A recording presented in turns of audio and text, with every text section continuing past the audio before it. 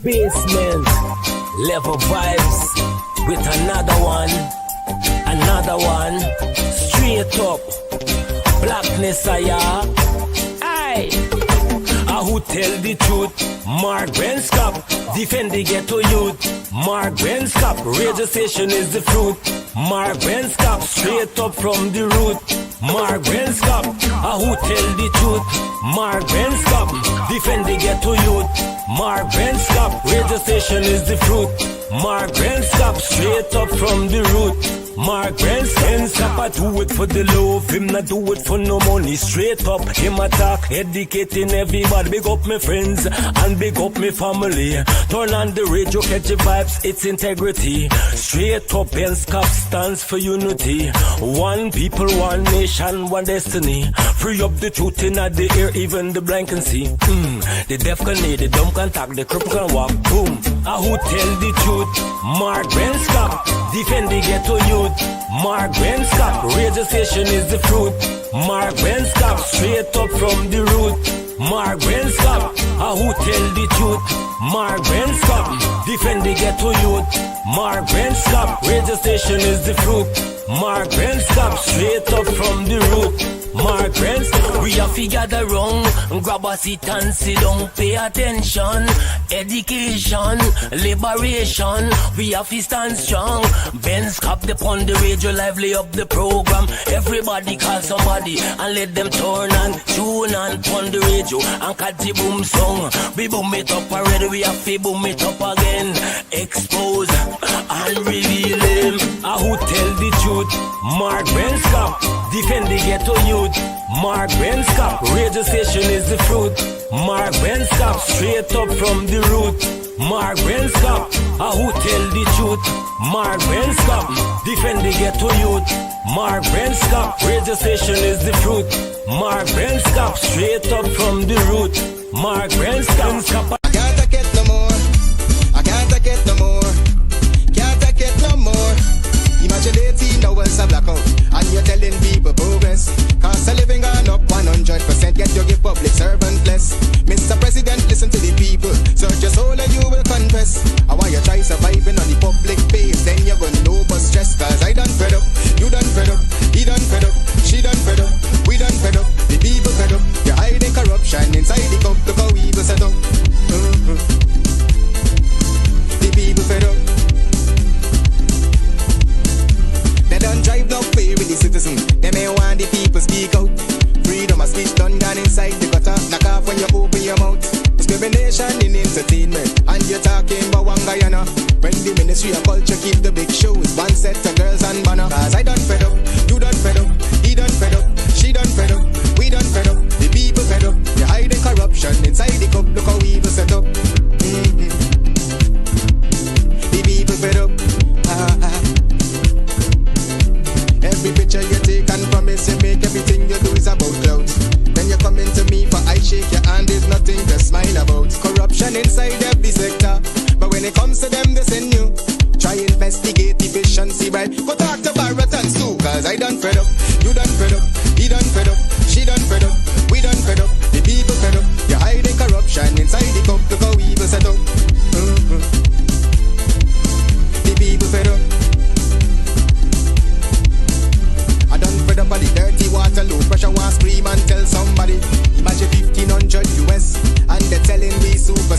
get there and fabricate that. Unless you say who the person is, I can't comment on anonymous people.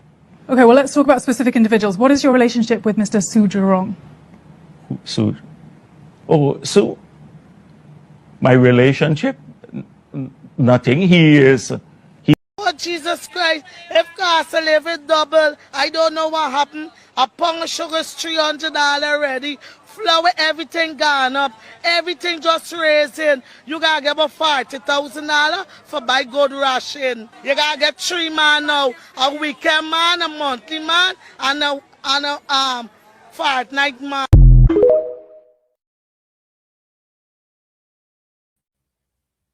All right. Hey, good night. Welcome to Straight Up. My name is Mark Benshop. I almost for a moment forgot my name, but I don't know. Whatever happened, the woman that's talking about cost of living is so high.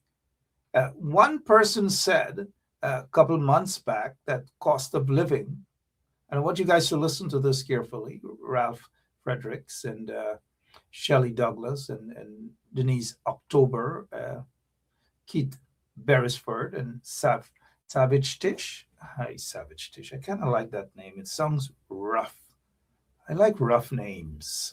Savage Tish, as in Tisha, right? I hope I said Tisha. But anyway, Donna Barry and all of you, good night. And Lynette Nelson. If I don't call your names, just do not get angry. It doesn't mean that because I don't call your names that you're not going to share the link, right? And share the link, guys, and let your friends, let your neighbors, let everyone know that we're on, and we are going to be on for just about an hour. We're going to rock and roll. Lots of things we want to talk about. Lots of things I know on your minds. Not just the corruption with the 1 million. 1 million. How many of you, if you're hearing it for the first time, if you grew up in Guyana for the past 40 years, 30 years, maybe 50 years, maybe 60 years, and 70 years. And we have lots of people, some of them are in their 80s too. We have my friend who is 95, or is it 96 years old? Gosh, something about that 95 or 96-year-old woman. I hope she's listening. Good night to you. Okay. Yep. All right. Hi. What is it? Man will always be a man. 95 years old. Good night to you, sweetheart. Beautiful woman. Lovely, lovely person. Her children usually watch as well, and they know that they're... But by the way, my grandmother is 96. My maternal grandmother is 96 years old. Can you believe it? Oh, yes. All right. Good night to all of you. It doesn't matter how old you are, right, Jeanette? And Erwil and everybody. If you're celebrating your birth anniversary, happy birthday to you.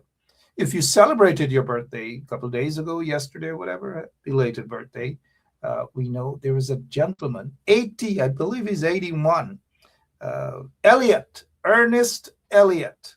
I knew Ernest Elliot when he was a young man. And he's 81 years old. Belated birthday greetings to Ernest Elliot. If you see him in the audience, wish him all the best. And then there was another guy, Colin Barnwell, celebrated his birth anniversary as well. Anyways, it's not a birth anniversary show, but we like to give respect to so many of you. Beatrice, how are you doing? If Beatrice is not on as yet, tag her. Tell her we say good night. To Messina Ben, sorry. And then we have Mary Figueroa. He said, Mark, good night. I left home in the late 60s. Wow, Mary, late 60s. Some of us weren't born. Yeah, we weren't born yet. Right? At least I wasn't born. 60s, late 60s. You left Guyana? And then you don't know Guyana then. With all due respect, you guys don't know. Many of you out of Guyana for a long time, and I know you guys are eager to go back home, but under the conditions right now, the corruption, all sort of things, crimes on increase. I know some of you might say, oh, crime is on increase all over in New York, in Connecticut, in Massachusetts, in Florida, you name it, all over, even in Canada, even in England and so forth. But why you always say Guyana, Guyana, Guyana? Anyways, Guyana is now 1 million. That's according to the corrupt PPP regime. 1 million. Then about 10 years ago, they said we had a decrease in population. So if 10 years ago we were at 100, what is it? Sorry about that. We had 750, according to those vagabonds in the PPP, those corrupt vagabonds in the PPP. If 10 years ago, and I want you guys to hear me out, 10 years ago, there was a decrease in population, right, Michael Reed? How on earth, 10 years later, Guyana is now 1 million? Something isn't adding up. And you don't have to be good at math to know that it is not, the math isn't adding up at all. I don't know how you guys feel, but for me, it's just not adding up. And I wasn't the best in math. I'll tell you guys straight up. You guys know I'm a talker. I've always liked debating, and you name it, that's me. Social studies, politics, that's me. But don't tell me about math, man. My kids, they're good at that, right? But not me. I don't know. Maybe that's why sometimes people pull off a little stunt on me. Stunt, I said, S-T-U-N-T, if you know what I mean, right? But it's okay because I'm not too good at math. Good night again to all of you, wherever you are. If you're in Guyana, good night. If you're in the U.S., wherever you are, we appreciate you guys being on with us. We appreciate you guys spreading the word and sharing the link to let folks know that we are on right here on 107.1 FM. Do you know, a lot of folks don't know that 107.1 FM,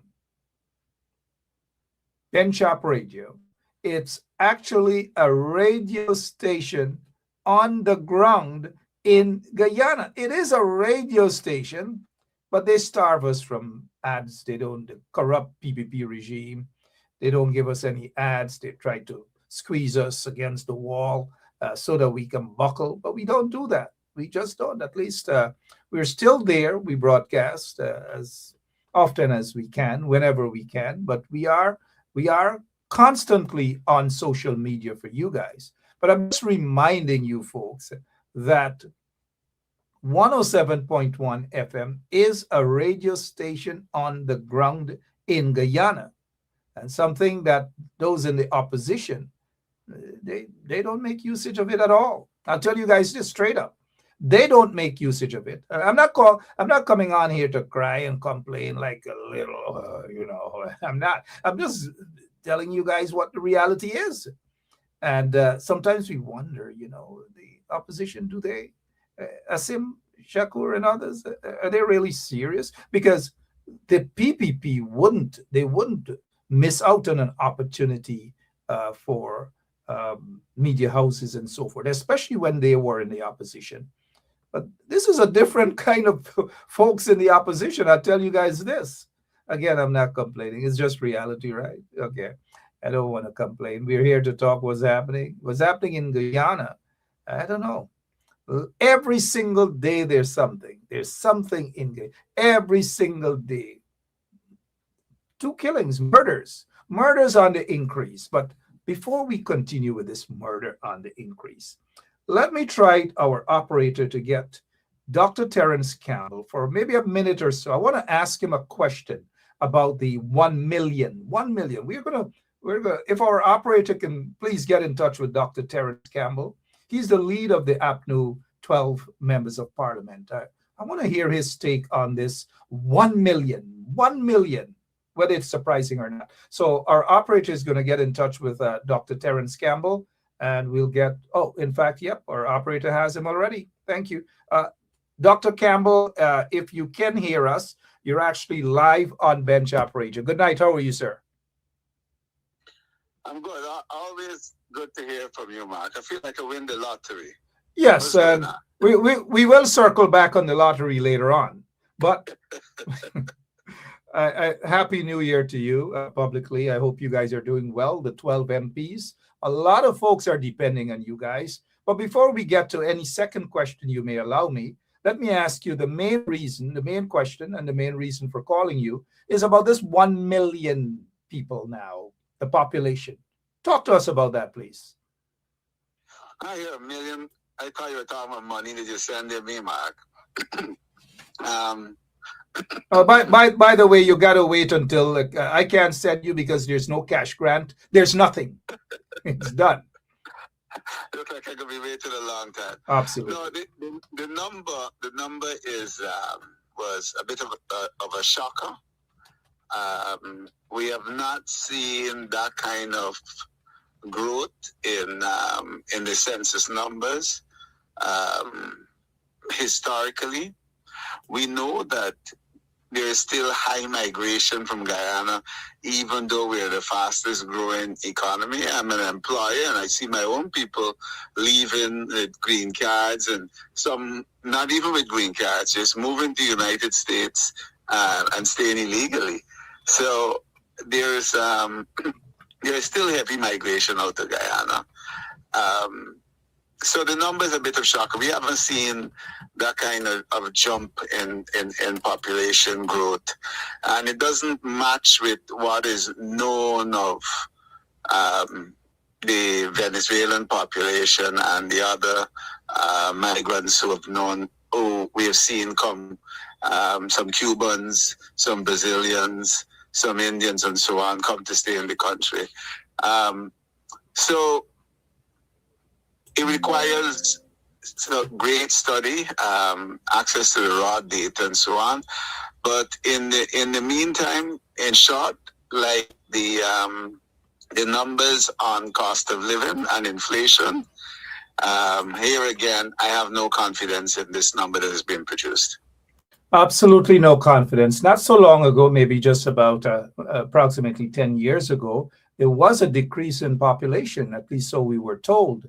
And then the census report was basically stymied for the most part under the PPP regime. Again, it is questionable that the population has decreased, but yet the PPP is now saying that there is an increase. And so Guyana the population is now just about 1 million people. Have you been able to, as a member of parliament, have you guys been able to see the actual census, the actual report in order to scrutinize it? No. What was interesting is that the PPP had a report, and I just haven't had time to go look for it. The PPP had a report, Mark, that they used in preparation for their election. And I believe that the numbers in that report dovetail perfectly with what we've seen in the census report. And I have to go back to look for that report. I know it was sent to me. In fact, I got a hard copy of that report, and I have to find it to see whether these numbers match, because the PPP are going to have to explain, if I find that the numbers match, how is it that they got these numbers and the census was not even published, the results were not even handed over. And if that is the case, then that could also point to a bit of a cook-up with the numbers. Because what I remember from that internal PPP report that was shared with me, it ties in with the census report. So that's an interesting take that I have to take a look at. And once I get that information, I'll probably even send you a screenshot so you can share with your audience to see that PPP report may have tied exactly with the census. So it may be that this report was actually cooked up at Freedom House. I have to take a look at it. Absolutely cooking up indeed, because these days we see they're doing a lot of cooking up and doing all sorts of things to brainwash the people. But you said that it has not been properly scrutinized, and rightfully so, because members of the public are indeed, they're questioning this sudden growth in population. 1 million, it's highly questionable, but there's no forum, sir, other than maybe what you're doing right now on 107.1 FM and other platforms, but there's no forum to have any democratic debates, which speaks of the lack of parliamentary debates. Parliament seemed to be in chaos right now, with no opposition leader, no nothing, no budget, a date set for budget. Talk to us about how you feel about that, sir. Well, basically it's like we're fighting with at least one or maybe even both hands tied behind your back. Because, we in the APNU, we have laid a number of substantial motions, questions, and bills that will really interrogate the government and hold them to account through the parliamentary process. But in the absence, and the private member sitting is every fourth sitting. So it's not as if it's going to come up in the very first sitting of Parliament. So in a sense, that has held us back from executing our duties, what the Guyanese people are expecting us to do.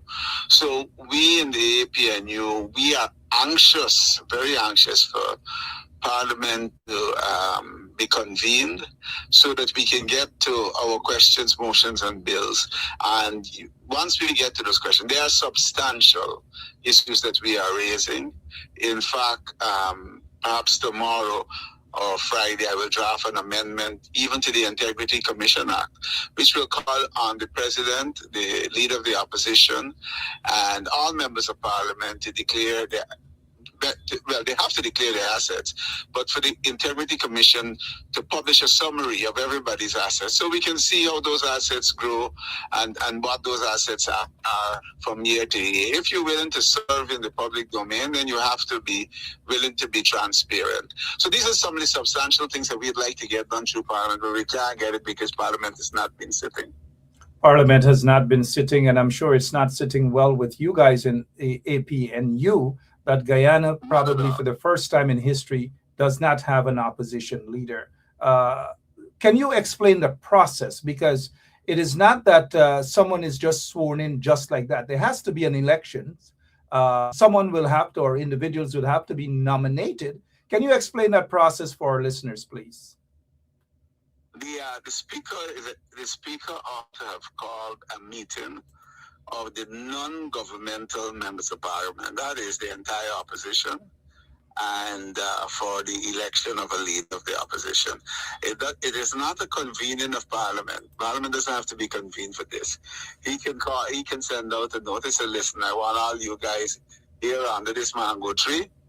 And when he gets us all under the mango tree, he says, well, we're going to hold elections for leader of the opposition, and folks will nominate and second, and then a vote, and then a leader of the opposition will emerge.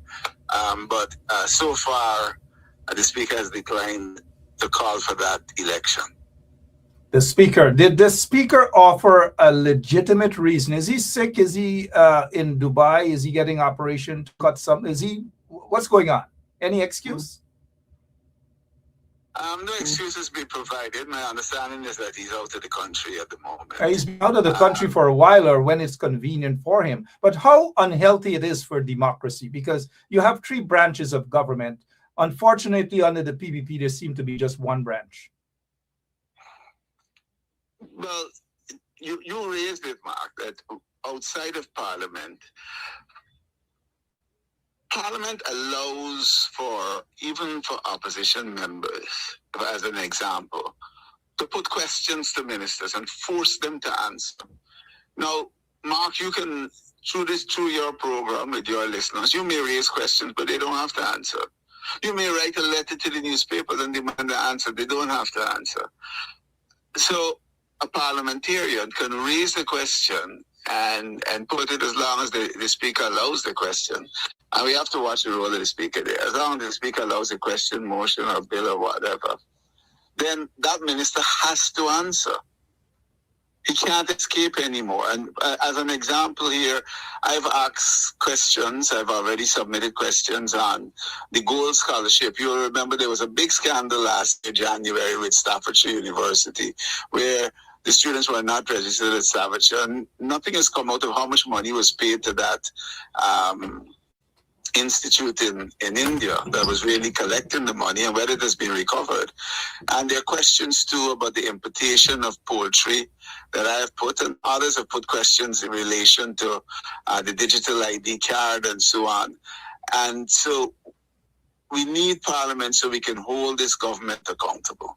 Well, this government, the so-called government doesn't want to be held accountable at all. They feel that they can do as they like. You mentioned earlier with the declaration of assets of MPs and so forth. I can't wait for that. But have you been discussing that with the other 11 MPs of APNU? And how prepared are you guys to declare your assets? We know the PPP is going to hide a lot of their stuff.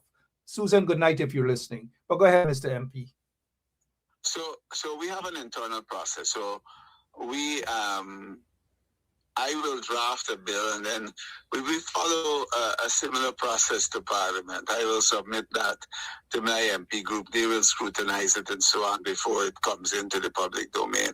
But it's one proposal that I have at this point. Let me give you an example, and it's not strange. In Jamaica, Mark, the Prime Minister and the Leader of Opposition, they are called upon to submit today, amongst others, to their Integrity Commission. But a summary is published in relation to those two officials. And I don't know if you've been following in Jamaica. There's been a big back and forth going on over the Prime Minister and his submissions and so on. And this is the kind of scrutiny and transparency that we require in Guyana. And that's the direction in which I am proposing to go. But of course, it has to pass muster within my group, then before it's submitted to Parliament. But in the Integrity Commission to submit or declare the assets by members of Parliament or government officials doesn't have to wait for the convening of Parliament, correct? No, one of the things is that you can have the best law, but if you don't have officials who are determined to enforce the law, then it's almost a waste of time. We have had in the public domain issues surrounding the Minister of Tourism, Susan Rodriguez. The president has said he's accepted her explanation. It's not for him to accept the explanation. With all this in the public domain, as far as I'm concerned, both the police and the Integrity Commission should have started launching an investigation. The Integrity Commission should have at least come out in public and say we have noted the issues swirling around the minister, and we have launched an investigation, or we are reviewing her filings or something to let us know that they are at least doing some work. But we have too many constitutional agencies, ethnic relations commissions, integrity commissions, all of them collecting, hundreds of millions of dollars. Fair enough with that, Dr. Campbell. And good night for those who are now joining us. We have Member of Parliament and lead of the 12 MPs for APNU, Dr. Terence Campbell, is with us this evening. Dr. Campbell, you surely wouldn't wait on the government to make a move on this here in terms of charges. Did you guys call for the police to be called in and investigate? And if not, why not take an approach of private charges against her? Mark, you've been around Guyana long enough to know the issue with private charges is the DPP, right? The DPP, with every private charge, with every such situation, except in the case of a guy named Mark Benchcop, would step in and do a null plus. So they will stop the private charges.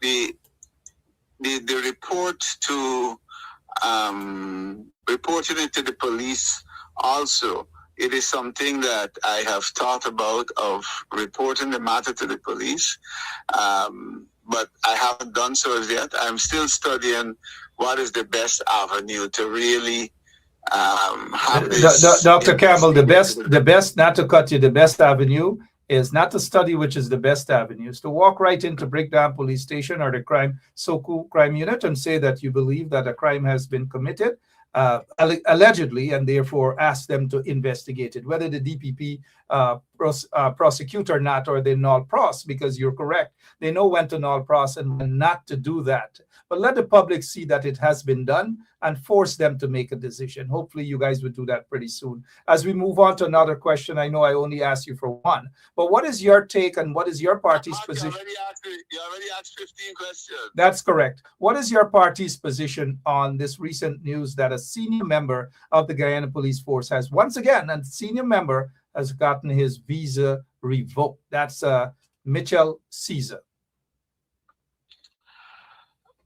So I have seen Facebook reports about this. I've not seen, and forgive me if it is in the there's an official release on it, because I've been in meetings all day. But I've seen a Facebook report that Mr. Caesar arrived in the United States, and visa was canceled on arrival, and he was.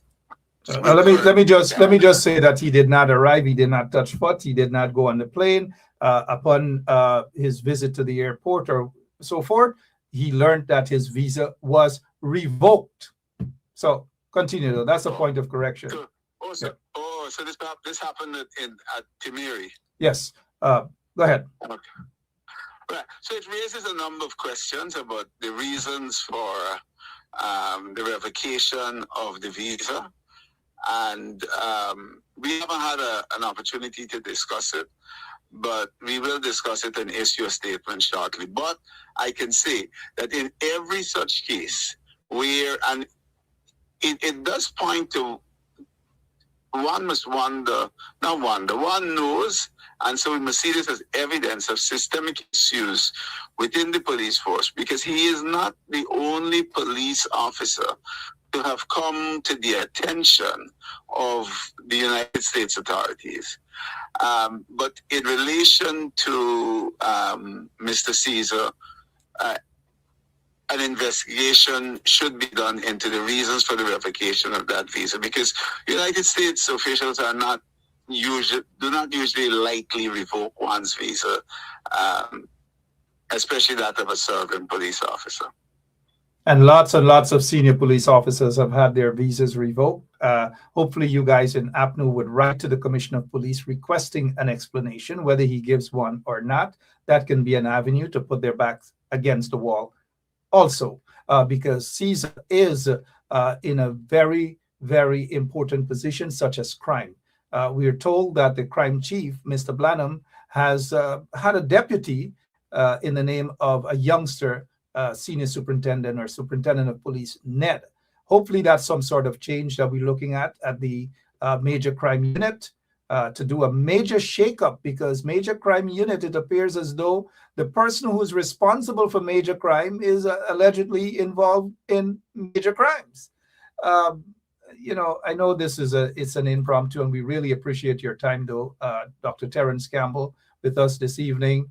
We haven't heard back. Speaking on the same police situation, a senior police officer has had his visa revoked. He has been sanctioned. That's hear not saw. Not a word on whether he's still on the force, whether he's still being paid, or anything of that sort.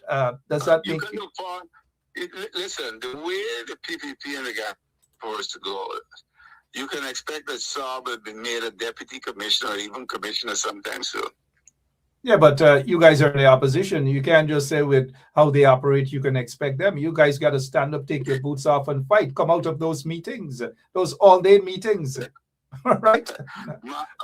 Mark, look for the fight coming. Look for the fight coming. All right. I'm going to look. I'll be looking. But Dr. Terrence Campbell, we want to thank you so much. I see you guys. I can tell you that we are hoping to take legal action as early as tomorrow on some of the excesses of the PPP.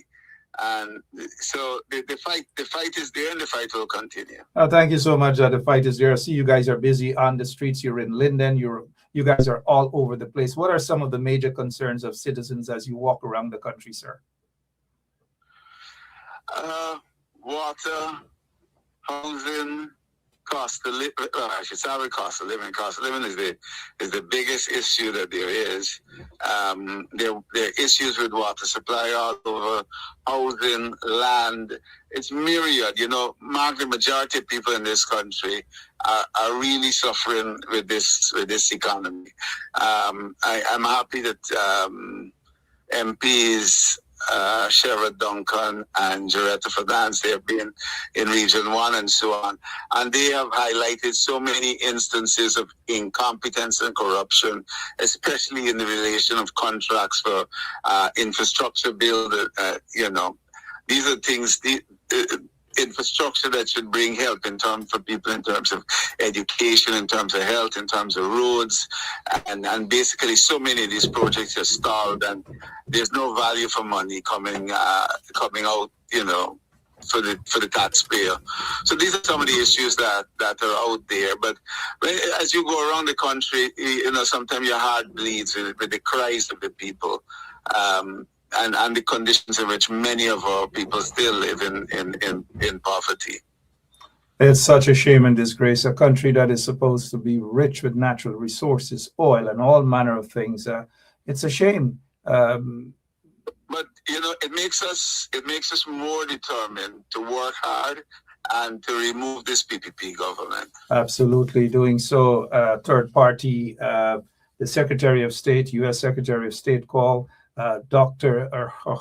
Irfan Ali and said, look, you got to accept deportees from other countries. And Irfan Ali says, yes, no debates, no nothing.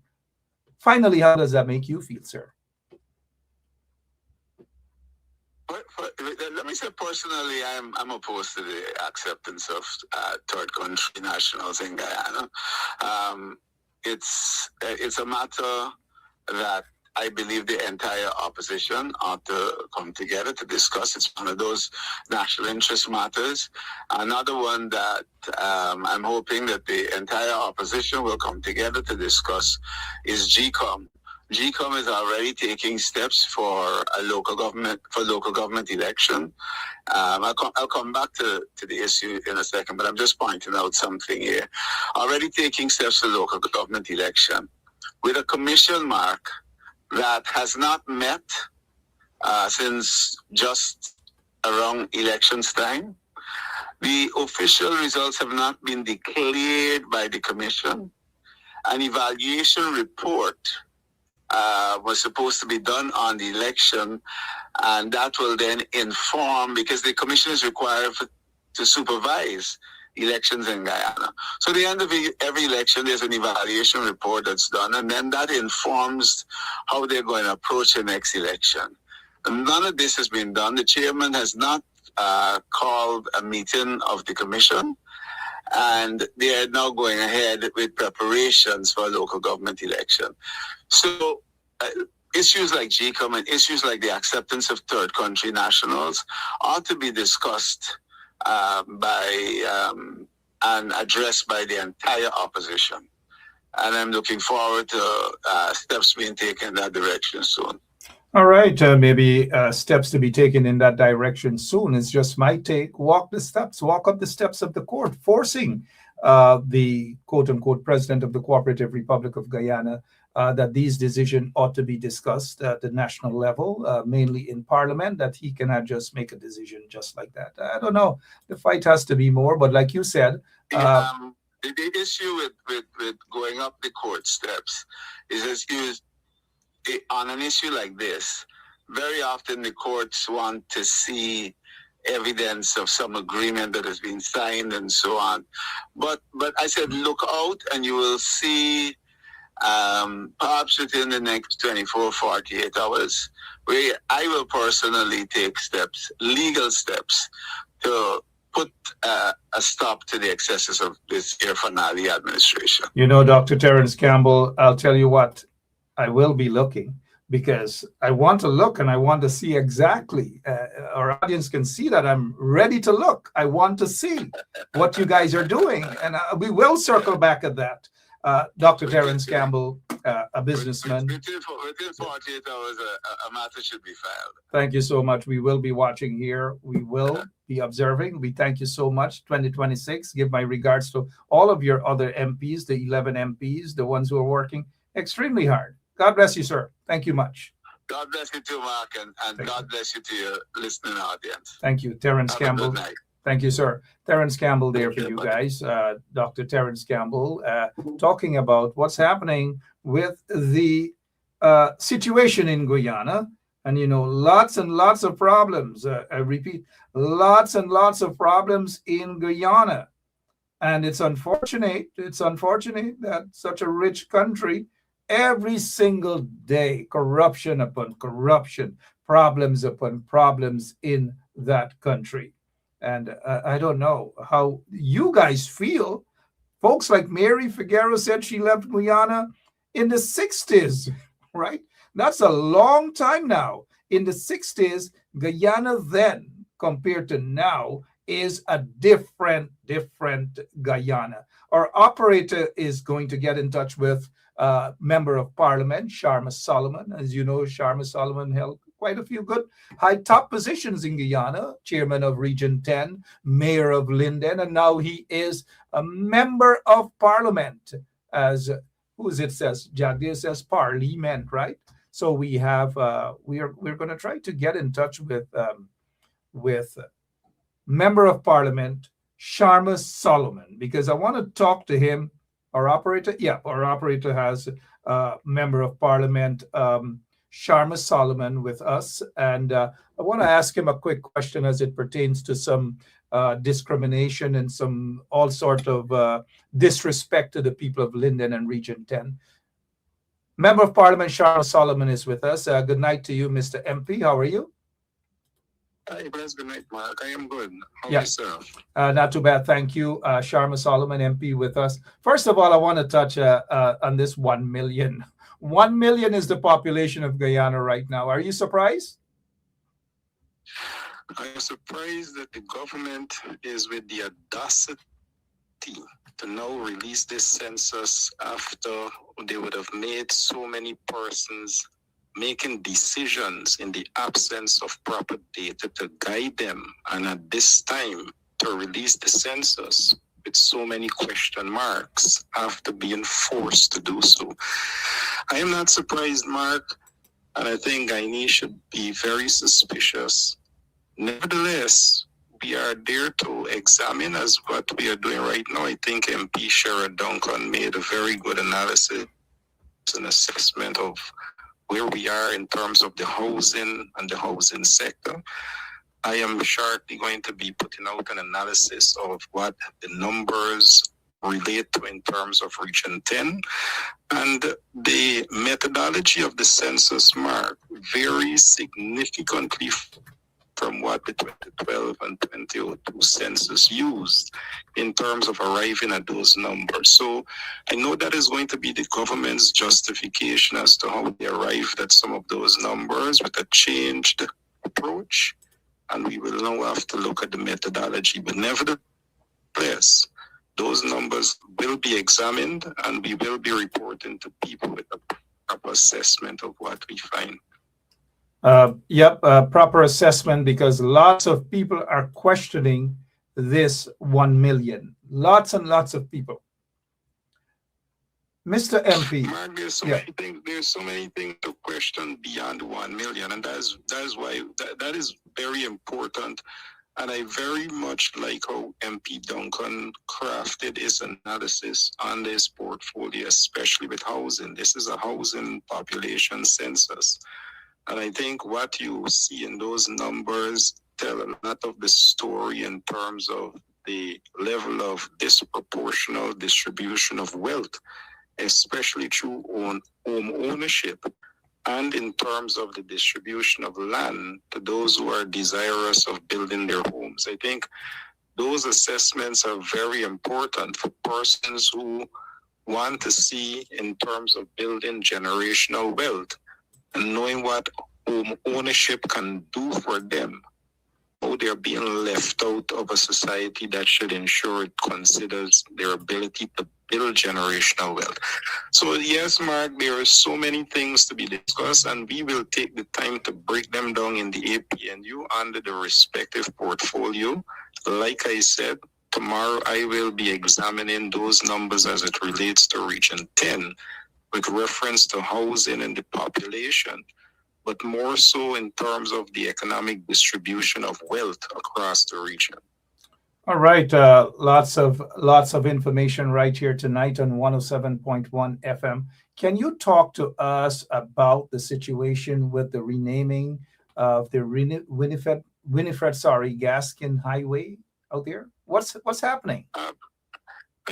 Mark, that is a most unfortunate intention by the government. one that every single, not only Linden and Region 10, but Guyanese should be most concerned about, to have an icon, a distinguished woman such as Winifred Gaskin, who would have given indelible service to this nation, not only in terms of education and culture, but social cohesion and so many things that she stood for, not only as a party comrade of the People's National Congress, but also as a national heroine in the things that she would have done to bring this nation together in social cohesion and the sort of recognition that was needed, especially after the 64 uprisings that we had across this country and the level of instability that existed in Guyana at the time. Winifred Gaskin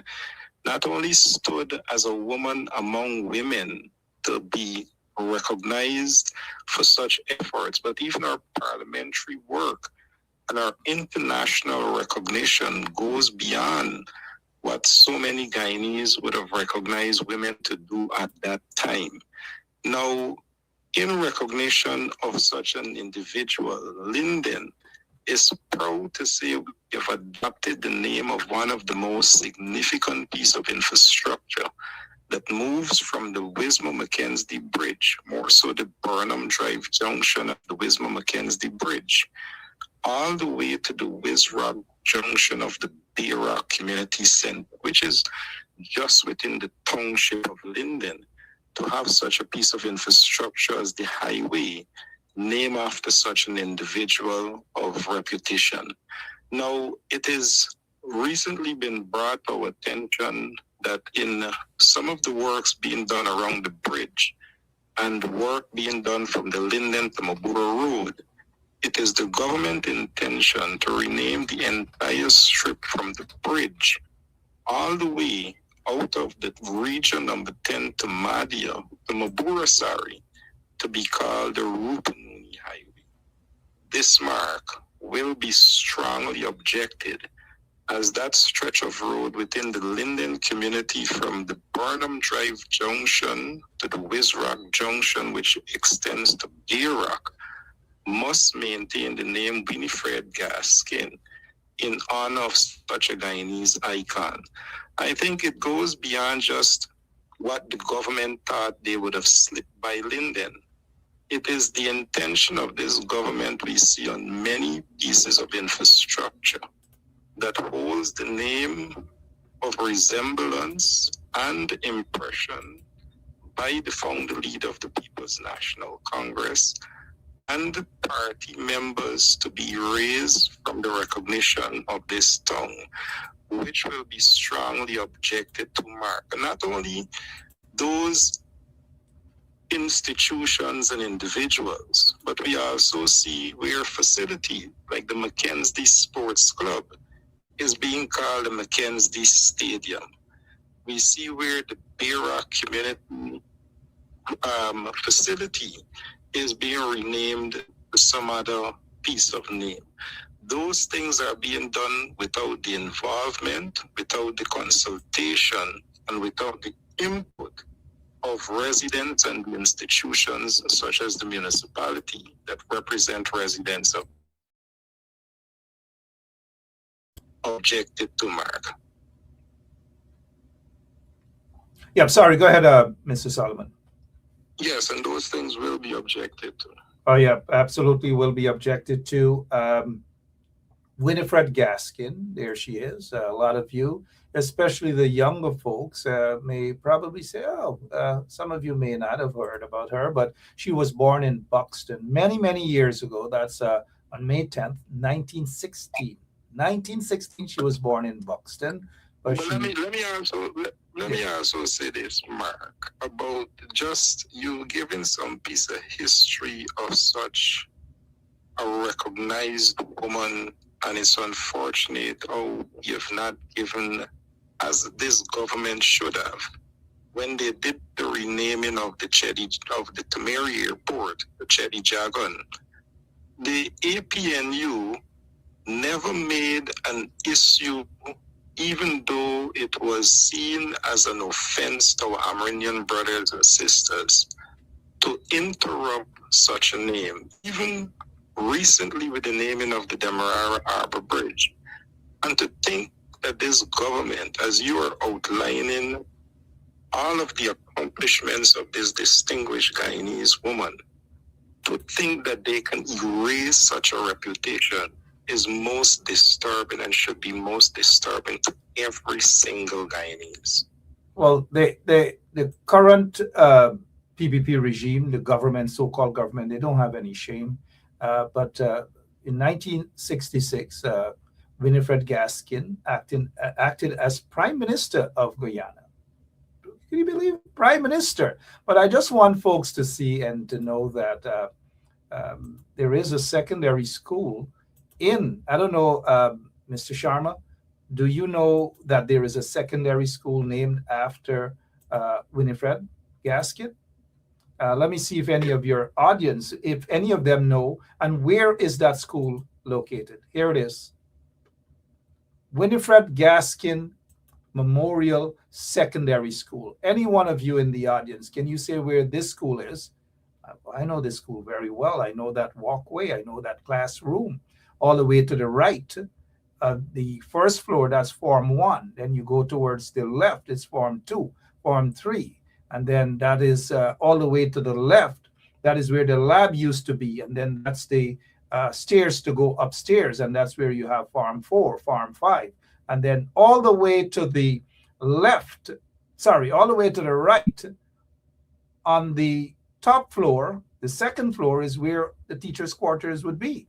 And to the right, all the way to the right is where the headmistress office, Norma Strota at that time used to be. And at the bottom right is where the cafeteria, the canteen. That's it. And so, hey, you guys know why I'm familiar with that school inside out, right? Winifred Gaskin. And the building to the right, that building, that separate building, is upstairs was the home ec department, and downstairs was technical drawing. Oh, yes. Aren't we all proud of that school? And so Winifred Gaskin, as what Mr. Sharma Solomon, the MP, is talking about, and that's Winifred Gaskin there. She was also the minister of education from 1965 to 1968. Winifred Gaskin,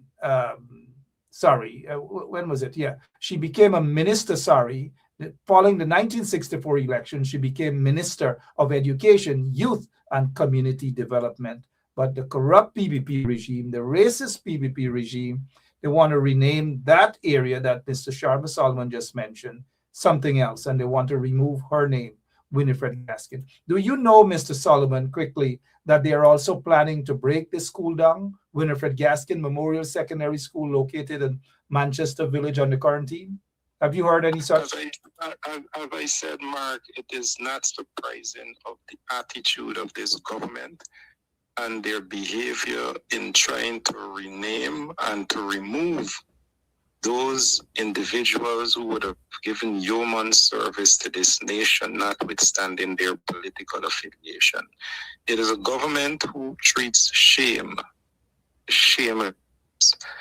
And even though recognized by the APNU and the PNC in terms of, as I mentioned, the renaming of the Tamari International Airport, I don't see this government beyond that sort of intention. As we've recognized in Linden with Winifred Gaskin, we have a very important piece of artery that takes you to almost a third or 2/3 of the population of Linden, that takes you out of the region of Region 10, that takes you into the heartland of Guyana, which is into the interior. And because of its importance and what that individual represented as important to Guyana, I don't see it beyond this PPP government to do what they're attempting to do. So even to that school, to break it down, even to many of the infrastructure nation that resembles and carries the name of Burnham and the PNC, that the PPP is attempting to replace names. Shame on the PPP indeed. Mr. Solomon, I know this is an impromptu call to you. As always, we appreciate your time. We appreciate what you guys are doing on the ground in holding the corrupt PPP accountable. Senior policeman has had, according to reports, mind you, his U.S. visa revoked. The tarnishing of the Guyana police force continues under the PPP regime. What is your take on revelation that a senior cop has gotten his visa revoked? Mark, I am one of the person who would always use a sociological interpretation of what is happening to the police force to say that culture impacts the structure of the force and structure impacts the culture. And where you have a structure that is dysfunctional from the very top, you cannot expect a culture within the force where we don't see police officers being labeled as corrupt, where we don't see police officers having their visas revoked, where we don't see police officers being sanctioned and also holding almost $1 billion in their account. Those are not things that we will not be seeing from a structure that is broken when you have a commissioner that should be retired, a structure that doesn't have the sort of oversight with the sort of service committee that should ensure that police officers act in line with their standard operating procedures. Those things you will continue to see a culture when you don't take care of police officers and ensure they're properly incentivized and pay them properly. Those things you'll see manifesting themselves where corrupt officers are going to emerge and people with corrupt background will be part of the force. And what we will have being perpetrated on the society is one where we will have not safe spaces, but very unsafe spaces as we are seeing crime. Recently I saw the commissioner and the president said that the crime rate went down. I think they should visit Region 10, where in 24 hours we had 2 murders a few weeks ago, and where we have several unsolved murders and gun-related crimes. I think they should visit Region 10. Those are the sort of environment you will see manifesting when you have a force that is tainted with such not only allegations, but where we see actual situations coming out. All right, thank you. Thank you so much. I noticed Victor Ben is saying revocation of visa is not a big deal. Of course, it's a big deal. We just can't keep it moving. You cannot have senior members of the Guyana police force who are alleged massive involvement in alleged corruption. And we cannot, one second, see, we cannot just keep it moving. You see, that's the problem with some of them. Victor Ben, I know it's cold in Canada. I know it's cold. Relax. We can't. Yeah, go ahead, Mr. Solomon. And the PPP is showing nationally how they're making revocation and sanctions a big deal. I don't think Victor could overlook the fact that if it goes for one, it should be considered a big deal for all. Yeah, Victor, Canada is pretty cold right now, so it's okay. We can understand, Victor. Good night to you, Mr. Ben. Mr. Solomon, I know, final question, because we're looking at the time here as well. You guys have been visiting schools, exposing the conditions of the schools and all these things. You have a school that is very close to you guys called Bamia Primary. That school has taken almost 4 years now with hundreds upon hundreds of millions of dollars, and hundreds of students have been deprived for all these years without having such a school. What is your take, and when are they going to actually have an official opening of Bamia Primary School, sir? Well, they had an opening for this new school term, so children are using the facility. I think the safe space that the minister have now found herself to be in is that the school is still within its liabilities and defects period. Now, before we appreciate what the minister is trying to ensure that she is covered behind, this is a minister who was serving as the Minister of Education was hesitant to have that school handed over to the ministry from the local government ministry that was headed by then Dharamlal and then Sonia Parag, because Minister Manichan knew then that the school was being built by incompetent contractors who would not deliver a proper school. Now, when Minister Manichan became Minister of Local Government, again, she was hesitant to the point she terminated the contract, brought in contractors, and now is hiding behind the responsibility of accepting a school that not only caused this tax dollars millions and hundreds of millions in overrun time. We saw where a fence caused almost $70 million to be constructed and had to be distributed in 3 parts. Those are the sort of issues not only plague the school, but now the liabilities and defects, period, is a safe space for the next few months until we can then start to identify the real issues of the school, of which the minister and the ministry are well aware of. Mr. Solomon, Member of Parliament for APNU, continue keeping the corrupt PPP regime on their toes. We appreciate your efforts. We appreciate your work along with the other MPs. Kudos to them. In 2026, we need to see more. Double up on that effort, double up on your work. I know you guys are only human beings, but thank you so much for exposing, and thank you so much for coming on our program. Don't be a stranger. Have a good night, sir. Thanks for having me, Mark, and you have a blessed night yourself. Thank you, sir. All right, Sharma Solomon, Member of Parliament there for you guys. And we're looking at the time, but I'm not going to go and leave you guys as yet. We still have some other things to discuss, but definitely not about the 1 million. You guys already got the message about the 1 million, right? I repeat, you guys already got the message about the 1 million, right? 1 million. 1 million in Trump's voice. 1 million. You gotta be kidding me, right? 1 million people in Guyana. Another corruption. They want to take away Winifred Gaskin Memorial Secondary School. They want to, I was told by someone that they want to break this school down. Winifred Gaskin Memorial Secondary School, one of the top schools in the country, at least during my time, right? Beautiful, lovely, look, all the memories right there in just one building, 2 buildings they want to break down. And then they had another all the way at the extreme left where the water tank is at the side of the building. Those of you who are familiar with that school know that that's where our favorite part was. One latrine for the entire school. One latrine.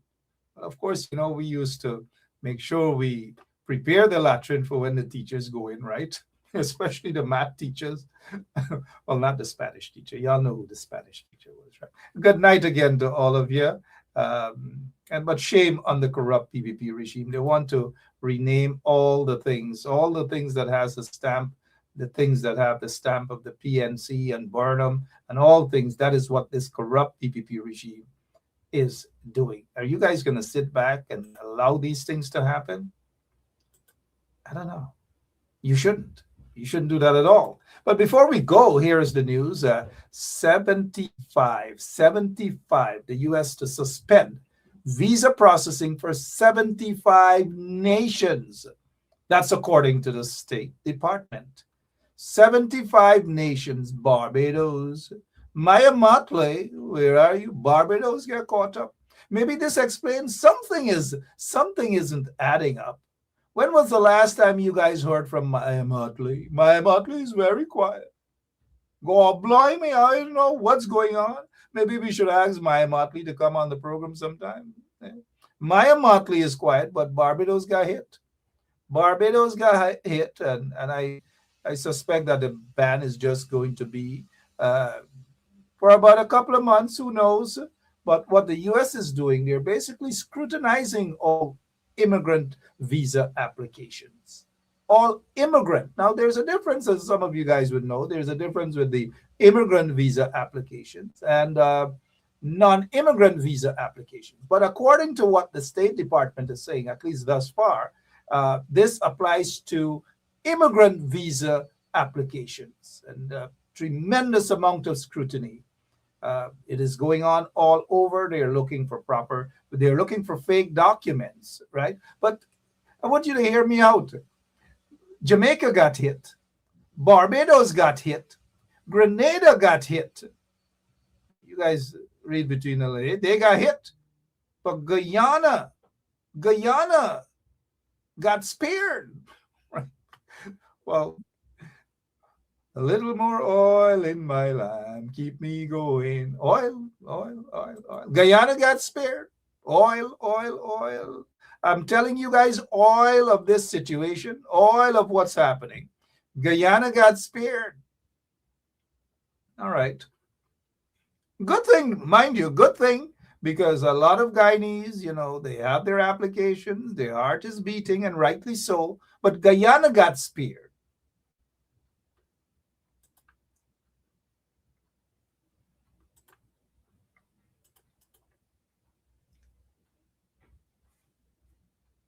Guyana got spared, right? And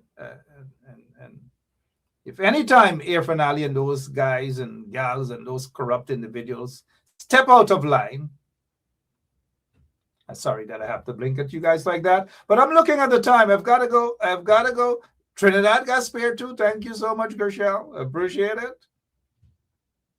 Midterms coming around the corner, right? Anyway, I'm out of here. Don't panic, guys. I usually say to folks, do not panic. Do not panic. It's not the end of the world. Do not panic.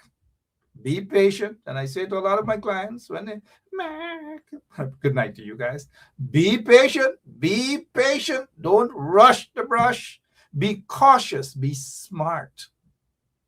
Don't move while, and jump here and panic. This body said that, that body said this, a cousin said that, a friend said this body said this body said that, TikTok said this, TikTok. You're only confusing yourself. You're only giving yourself additional headaches, additional problems. Remain calm. Where in the Bible says, somewhere says, let not thy heart be troubled. Right? Let not your heart be troubled. If you have faith as small, Anil, faith as small as a mustard seed. All right, sorry, Anil and Jagdev, faith as small as a mustard seed.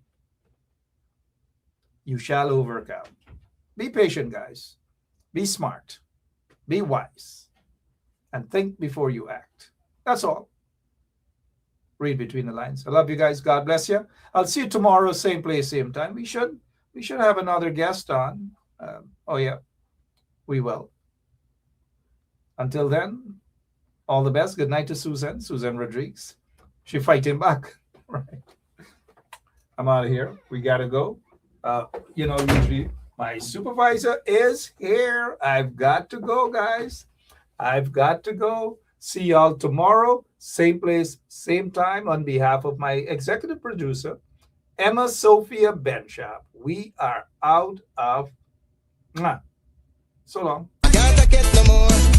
I can't take it no more. Can't take it no more. Imagine 18 hours a blackout and you're telling people progress. Cost of living gone up 100%, yet you give public servant less. Mr. President, listen to the people. Search your soul and you will confess. I want you try surviving on the public base, then you're gonna know but stress. Cause I done fed up, you done fed up, he done fed up, she done fed up, we done fed up, the people fed up. You're hiding corruption inside the cup, look how evil set up. The people fed up.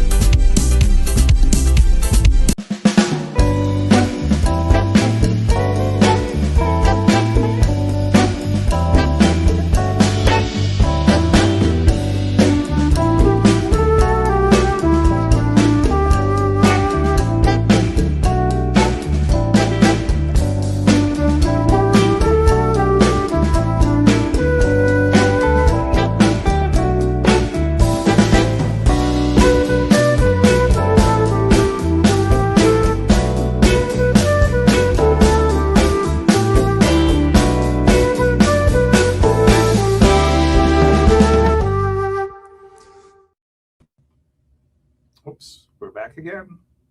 You got caught on camera. Say good night. Good night, guys. Bye-bye. We love you.